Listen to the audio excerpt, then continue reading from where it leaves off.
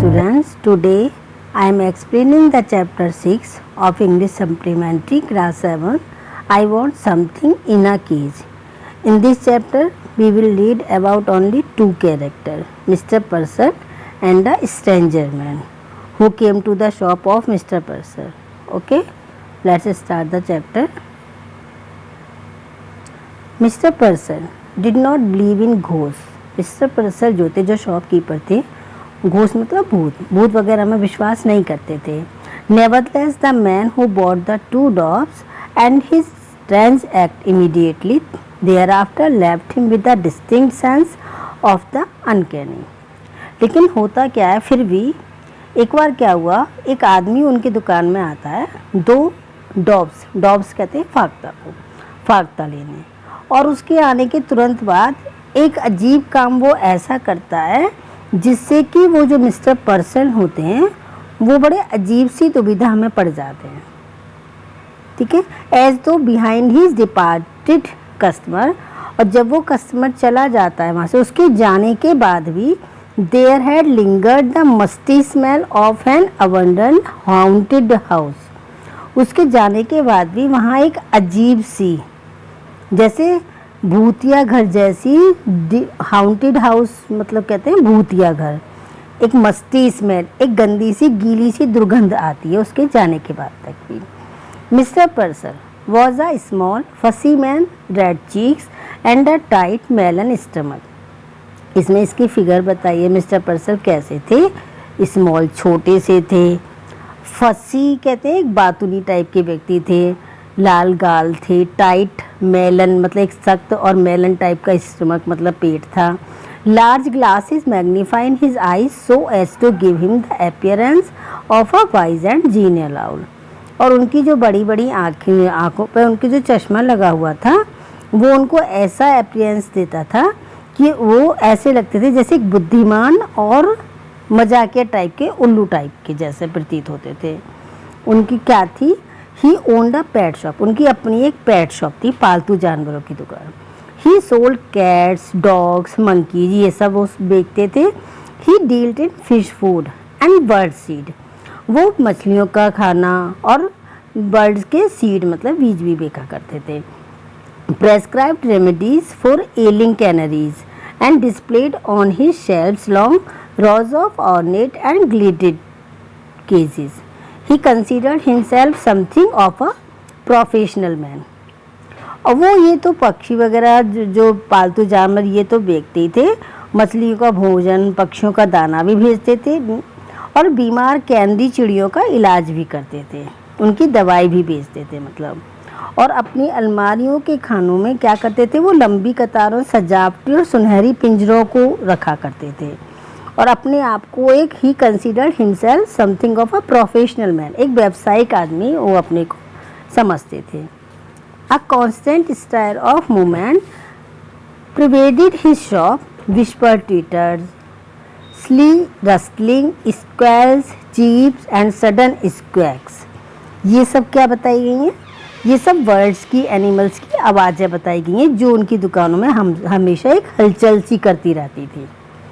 Small feet स्कैम्पर्ड इन फ्रांटिक circles, और छोटे छोटे पैर एक राउंड में सर्कल में घूमते रहते थे उनके यहाँ पर, क्योंकि उनके बर्ड्स और एनिमल्स ही रहते थे, और बर्ड्स और एनिमल्स के पैर बहुत छोटे छोटे होते हैं, है नी.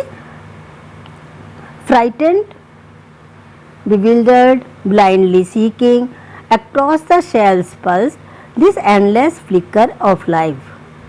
और वहाँ पे क्या रहता था, डरे हुए, बौखलाए हुए, जैसे अंधेरे में कुछ ढूंढ रहे हों, ऐसे वो जीव रहते थे. पूरे खानों में जीवन की धड़कन जैसे हो, इस तरह से लगती थी. But the customers who came in said, are not they cute, look at that little cage, they are sweet. मतलब वो जो भी कस्टमर आते थे वो ये कहते थे, देखो ये कितने प्यारे नहीं हैं, देखो इनकी तरफ देखो, इनकी पिंजरे की तरफ देखो, कितने प्यारे लगते हैं. And mister Purcell himself would smile and briskly rub his hands and emphatically shake his head. Mister Purcell क्या कहते हैं, मुस्कुरा जाते थे, अपने हैंड रब करने लगते थे, और क्या करते थे, अपना सिर हिला देते थे. Each morning when the routine of opening his shop was completed. It was the proprietor's custom to perch on a high stool behind the counter, unfold his morning paper and digest the day's news. उनका daily का routine था कि जब वो shop खोलते, shop खोलने के बाद जो सारे नित्य के जो डेली के वर्क होते थे वो पूरे करते थे।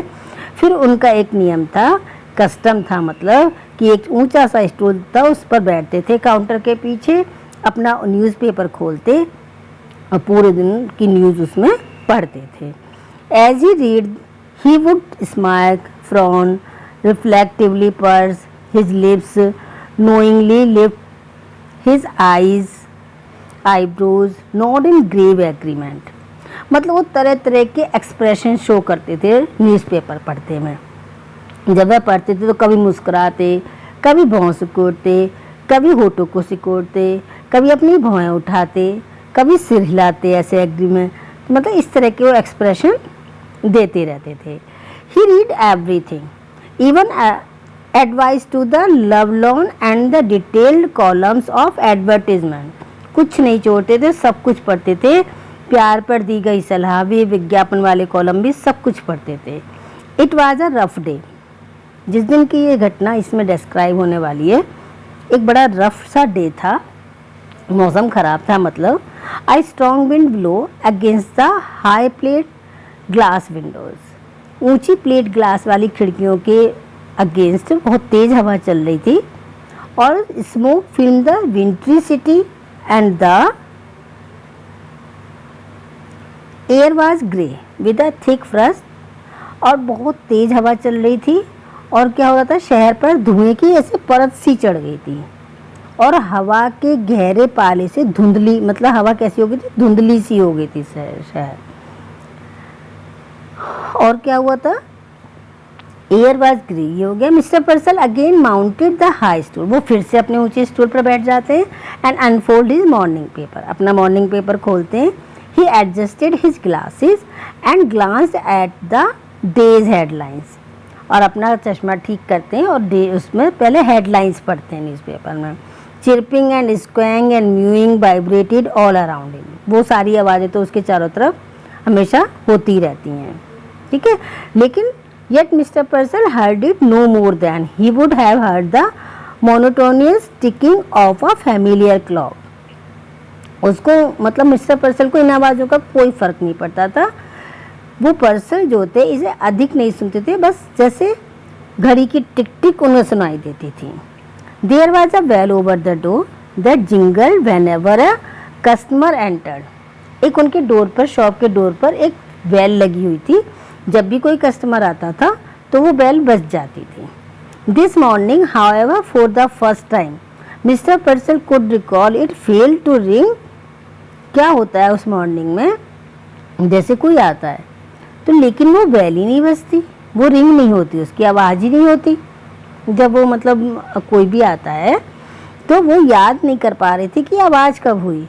सिंपली ही glanced and there was the stranger standing just inside the door as if he had materialized out of thin air.